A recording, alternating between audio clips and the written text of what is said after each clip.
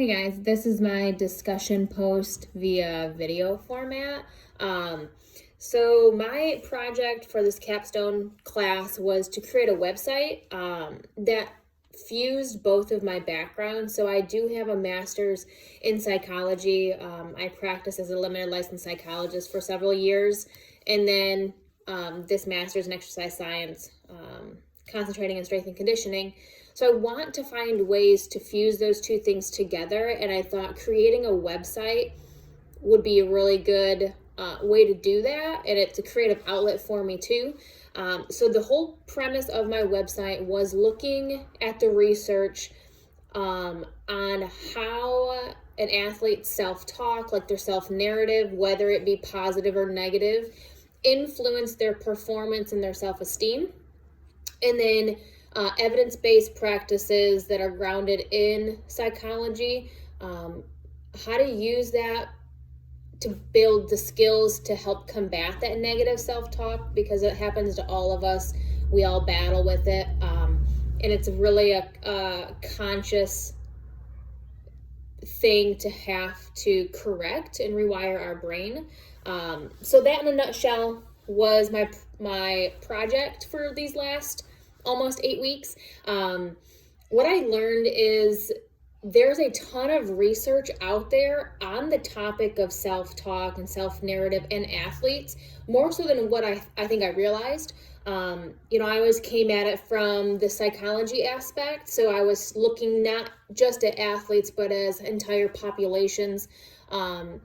When I was looking up that research for my other degree, so I was super happy to see that there is quite a bit of research. A lot of it, though, is not like field experience. A lot of it is laboratory driven. So I think that's kind of where researchers kind of need to take it, is employing those techniques that they're testing, like in a laboratory setting, and doing it in a competition, doing it in the gym, doing it, on the field. Whether it'll elicit different results, I don't know, but at least it'll be able to be generalized more with like the hands-on experience. The athletes are going to use these techniques in game time situations, in gym time, comp situations. Life lesson, it's a good reminder for me. Even with a background in psychology, we all struggle with the mental aspect of training and our bodies and how we feel about our performance. So it was a good reminder for me that, to check myself and check what's the narrative that I'm telling myself in the gym, especially this year. This year has been hard for anybody, for everybody, regardless of the field or what you're doing.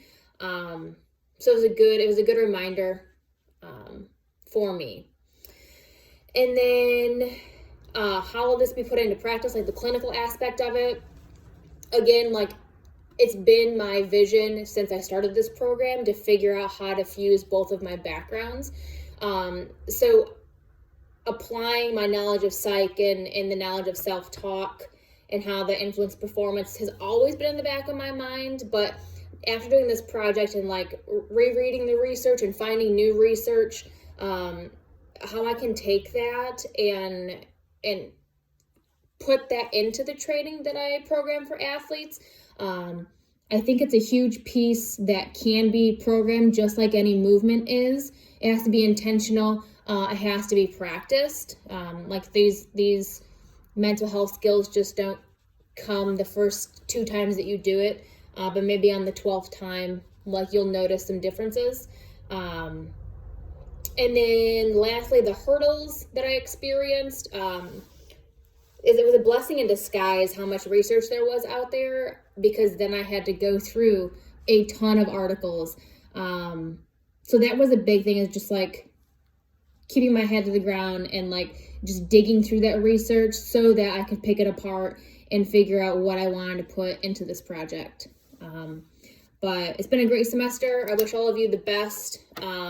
And we're almost there, guys. Good luck.